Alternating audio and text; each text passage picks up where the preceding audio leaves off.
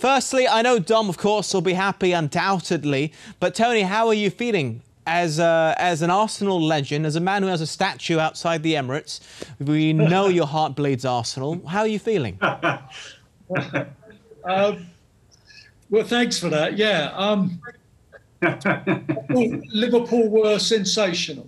I think they may even retain the title. It's very difficult to retain the title. I've had 4 goes of it, and there's always a kind of restful year next year where you kind of maybe sit on and you're not at the races. But they were absolutely sensational today and on the front foot from the start. And it was more to do with Liverpool than Arsenal. You know, they dug in. They're obviously more resilient than they have been. There is improvement there. There's still a long way to go. If you think that you're going to win titles, you know, that Liverpool, how they've gone about it is the way to go about it. Can I just ask you to expand on that? Why do you think you were a bit restless when you were trying to retain a league title? Because I found this to be quite a common occurrence. If a national team does well, if you take a look at all the World Cup winners, for example, the following season, a lot of the players who lifted the trophy do quite poorly for their domestic sides. And we've often heard it said that it's incredibly hard to retain the title.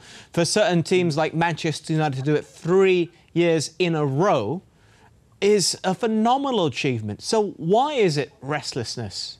I think it's partly psychological, but also there was different squads back in the day, mate. You know, when you had very, very small squads. So, you know, you put so much. We won the league in '89 with 17 players. You know, and you put so much into that one season, and you go for it. You know, I think I played something like 48 games that season, you know, and you put everything into it and you finally get over the line. And I think it's human nature just to go, yeah, we've done it. And then before what we used to do, we used to go into international football and then you don't get a rest and then you're back to the next season. And I think it's inevitable that you have a little bit of a kind of rest in the next season. But nowadays with the bigger squads, you know, and they've got more players that have come into their team, Liverpool. I think they're, you know, bigger and bigger squad, they're able to handle it. And they've got the connection and they're built from the back. You know, I love defences. And even though they were a little bit, you know, they took a few chances today, laid on with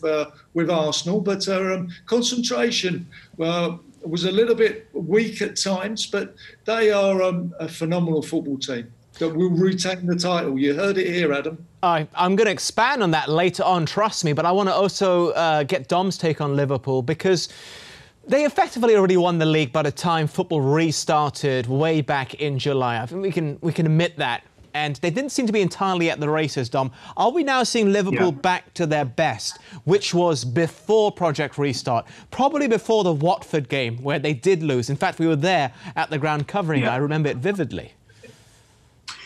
Yeah, I mean, listen, it's very easy to take your foot off the gas, isn't it, when the hard work's done, and that's what maybe happened a little bit. But I think knowing all them players and speaking to a lot of them players, that's not the way they work. They you know, they had a couple of nights where they enjoyed themselves, but apart from that, they're absolutely brilliant. They're a great squad. They're a great unit, and I think Jurgen Klopp deserves a massive credit. He's just brought them all together. I mean, look at the couple of signings we've brought in as well. You know, we've hardly mentioned them, and one's got a goal tonight as well. They just keep making the right decisions for the football club, and you know, if that means losing certain players to bring better players in, that's what happens. That's the ethos of Liverpool Football Club now, about making right decisions. We made a lot of bad decisions over the years. A lot of clubs have, but at the moment, Liverpool seem to be getting things really right. And I think they've got some great leaders. And, you know, Tony was a great leader. And he must be saying to himself, why can't Arsenal get a good leader? Because that's what we haven't got. And Liverpool seem to have 4, 5, 6 leaders, maybe more than that around their group. And certainly that really helps Liverpool to progress and be the team they are at the moment.